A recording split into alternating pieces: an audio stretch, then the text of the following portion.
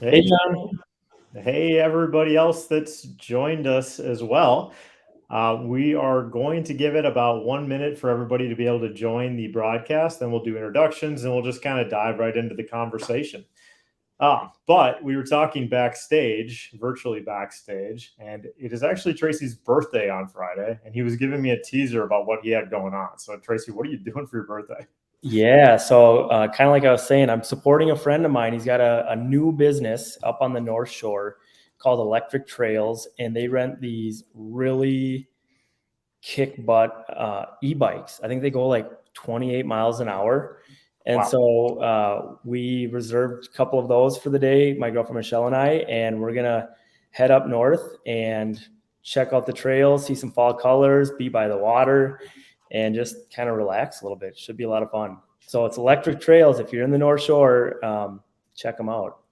That's funny enough you brought that up because I was just telling you I'm headed up to the North Shore tomorrow after work. So I might actually run into you up there. We got some hiking plans, but that biking thing sounds pretty cool. Have you done those before?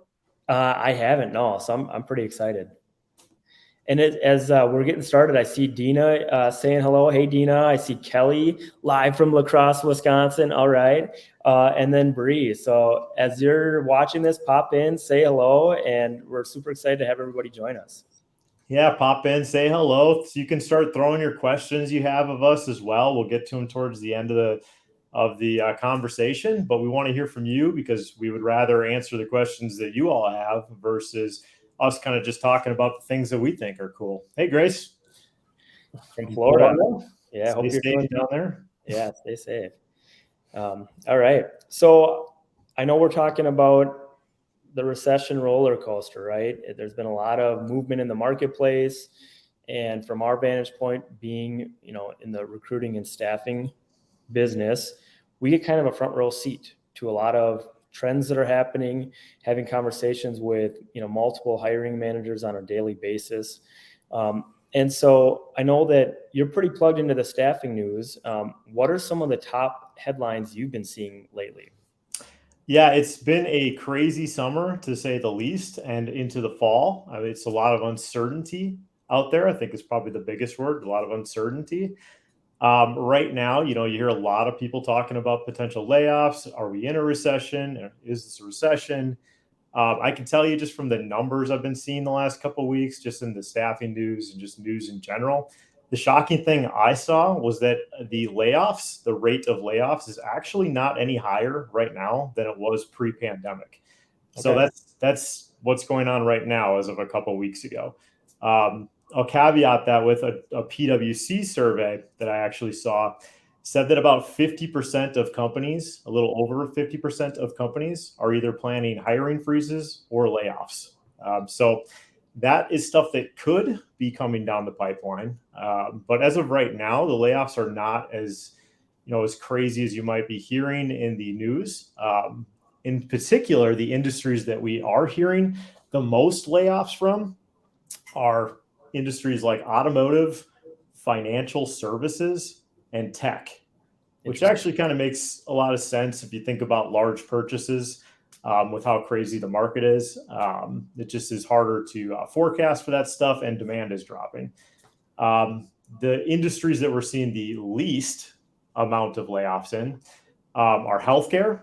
And then surprising to me is actually hospitality and food services, but not surprisingly is agricultural stuff.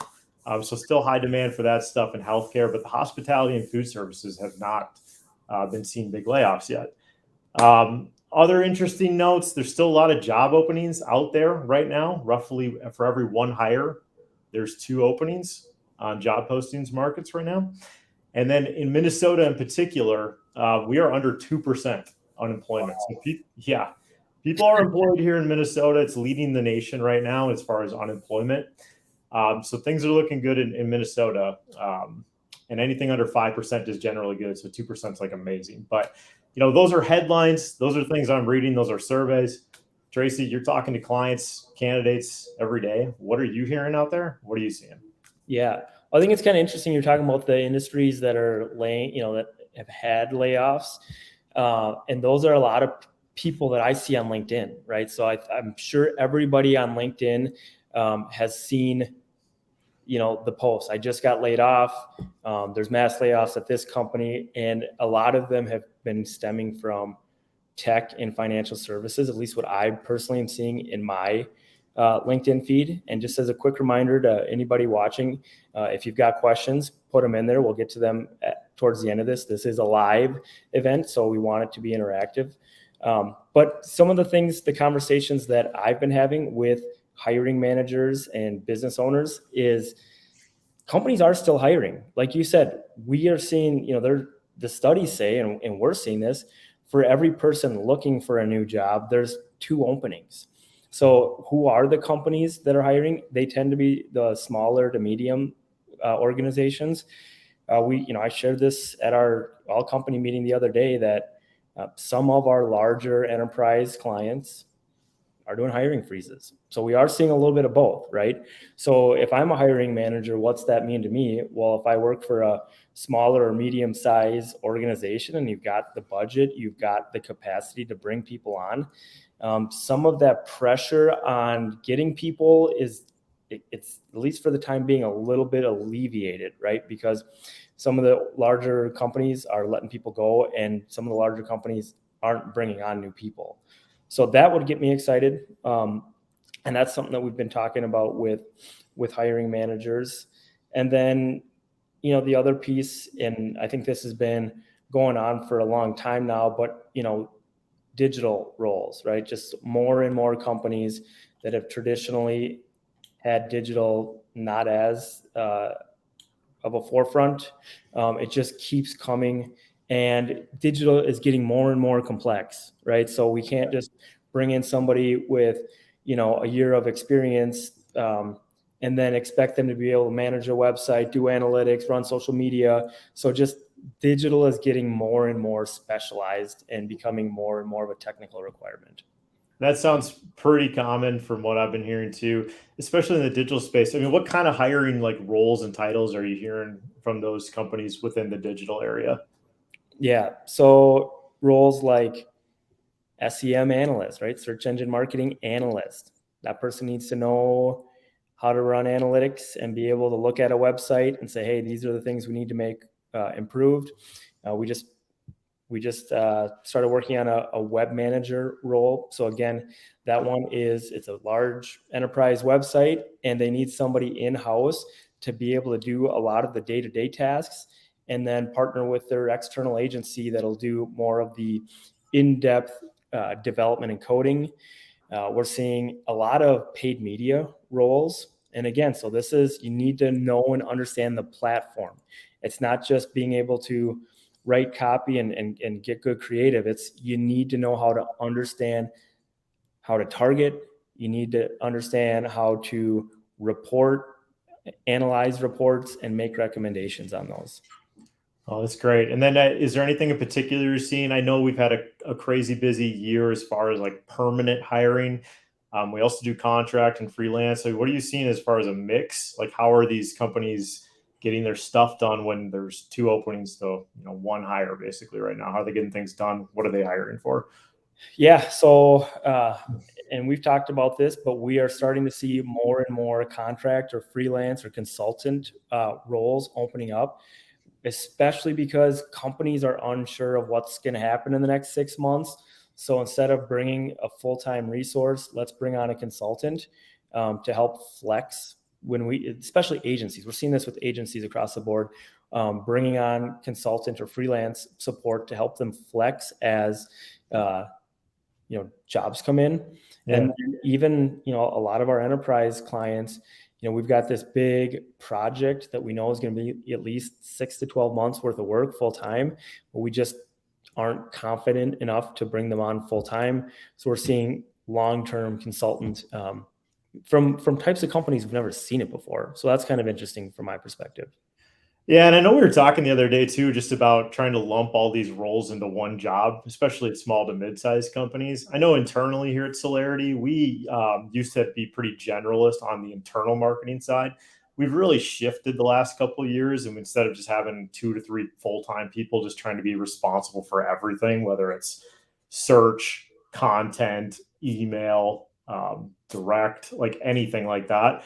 We now kind of just have two core people, and we have like these awesome consultant, freelancers, part-time people that kind of fill in where needed. For example, we have like a monthly retainer with an awesome web designer. We have a fantastic content video photographer, Beth. We have an amazing social media person and Grace, all kind of doing part-time work and supplementing Jamie and Allison on our marketing team. So we've kind of figured out ways to be pretty creative the last couple of years, and also like leveraging people's strengths too, has been great. So, keeping all that in mind, that's kind of how we've still tried to get the work done with a tight labor market. I mean, what are you seeing out there as far as attracting these people to accept the jobs? Like, what's an attractive company for people if you're trying to get people in the door still? What are candidates looking for? What are you seeing out there? Yeah, so I think this shouldn't be a shocker to anybody, but really, presenting yourself as a good place to work, right? So depending on I understand every company is different, and there's different, company cultural norms, but the biggest draw for a lot of the people that we are placing right now is having some sort of flexibility in terms of where you're working. So some organizations, it's 4 days on site, 1 day at home. Other, it's like the way Celarity does it. You're welcome to work from home, but we have this office. You can come in. A lot of us come in on Tuesdays or Thursdays. And then just with the remote hours, hey, here's our core business hours. So just this flexibility, right? A lot of people got used to having additional flexibility while we we're all stuck at home during the pandemic. So that's a big piece. Again, I'm not saying what you need to do, but I'm just saying the flexibility and very clear expectations on that. Competitive salary and benefits. And, especially in today's world, a lot of salaries have changed. So just being aware of where things are at. One common thing that candidates are asking is, what's the career progression look like at a company like this? So just having clarity, right? People want to know what they're getting into. They want to know what kind of work environment it's going to be. I always recommend to business owners, hiring managers, audit your Glassdoor account, right? Glassdoor is kind of like the way that, what is it? Yelp used to be like. At one point in time, Yelp was a place where everybody would just dump all of their hate and bad experiences. And over time, it's come to a place where it's a review platform that has positive and negative reviews. And so that's the shift that I see Glassdoor doing, is talk to your employees, have them fill out an honest assessment on Glassdoor so that you have a more reflective picture of what it's like working at your company. I think every organization ever has had somebody that didn't have the best experience, right? So I want to respect and honor that, but also just be cognizant that things change in organizations, and giving a more clear picture is really helpful. And being proactive about that too, you're totally right, because you don't want to just start asking for good reviews when there's a bad review that was just written. I'd say get ahead of it, because sooner or later people are just going to write reviews whether you ask them to or not. So yeah, I would ask your people to make sure they're putting the good time they're having. If you're providing an awesome experience, let people know. Definitely a good suggestion. I've also heard too from people in the industry that purpose-driven companies are a big deal. Absolutely. Whether it's purpose-driven companies or even just purpose-driven teams. Can you back that up from what you're hearing too, as far as like what people are looking for these days? Absolutely. Yeah, I'm glad you said that, because I had a conversation with somebody yesterday or Monday, I don't know, this week, about, he's kind of moved around the last, few years, and his longest stints, if you will, were at organizations that were something that he believed in. And I think, like you said, maybe the company, mission isn't exactly, something that aligns 100% with you, but being with a supportive team that are pushing towards you. One of my favorite books of all time is The Dream Manager by Matthew Kelly, no relation. But really what he talks about is, getting to know, like, what are people on your team's dreams and aspirations outside of work, and creating a workplace that you can help support that. And so I've been on a team before where we did that, and it was, and I think even now, Celarity is starting to do some of that. What are some of your personal and professional goals and aspirations, and how can we kind of work together and hold each other accountable? Another piece, kind of talking about attracting the right people and making sure that we have good, high quality people coming through. And this is to address what Bree Broomfield said in the comments, is understanding the candidate experience. So when you have somebody applying for a job, just like we think about the client experience, when they pop on your website, click out a form fill, and go through that whole client experience, we need to be thinking about our candidate experience. And Bree in the message said, why are there so many interviews? Literally went to a total of 4 interviews, 2 phone screens, a video, and 1 was in person, which was 2 hours away, only for them to go with somebody that was internal. So, being very clear about what do you want your candidates to experience, because if you upset a candidate, it could be just like upsetting a potential client. They might talk poorly about their experience, discourage other people to do it. And so I think one of the biggest things that we need to be thinking about as hiring managers is, making sure we've got buy-in and we've got the budget and we're a go on this role before we start inviting people to apply. And then how can we make this experience as, seamless as possible? I understand that we don't want to make, like Kelly said in the comments, we don't want to make hasty decisions, because this is a big investment. Any employee is a huge investment for a company, but we need to be respectful of people's time and Yeah. their experience. And I love what you said. You got to think of them as customers too, right? I mean, it's a small community out there. If you run a very niche team at a large company or mid-sized company, let's say you only do search marketing, there's only so many people in your market that do that. And how you treat the candidates during the experience will get around after a year or two. And that is important when people are talking about where they want to work and what places have good reputation. So you got to think long term on a lot of that stuff for sure, and treat them just like you would customers. 100% agree with that. Anything else that you're seeing out there as far as interesting stuff? I know, like some stats I saw. Yeah, salary is still the number one decision maker for people, especially with the inflation stuff going on. It's like top concern. 80% of people said that's factors into their decisions. You mentioned flexibility. People are craving that. Doesn't necessarily need to be 100% remote, but just that flexibility for what works best for people in their situations. Purpose driven. One comment I wanted to add on that too. I think when a lot of companies hear that, they're like, well, we're a retail company. Like, what are we doing changing the world, right? I think the mindset really just needs to be, if your team is, like, for instance, if your team's responsible for the checkout experience for an e-commerce site, that's a big deal. You can make someone's day a lot easier by having that be a smooth process if they're trying to buy your product, and they don't have to deal with complicated forms or glitches or error. Like, that actually does impact people and like how their mood is. I mean, you can make a big deal out of anything as far as like a purpose driven standpoint. You just got to care enough about that experience and what you're working on. That's just my 2 cents on that. Agree. Yeah. I don't know if you want to add anything out of that. No, I know we're kind of getting close to the 20-minute mark. If anybody else wants to drop a question in, happy to talk about that. But it's been good talking about this. Again, there's a lot of uncertainty right now, and just having conversations with, I think, other people that are, maybe not necessarily a direct competitor, but just having conversations with other people that are going through this type of stuff, for me, is always like a helpful exercise, just to, get different perspective, get a better understanding. What are you doing? What's working? What's not working? And there's a lot of people, especially here on LinkedIn, that are interested and willing to have these conversations. So that'd be another kind of like thought I would leave people with.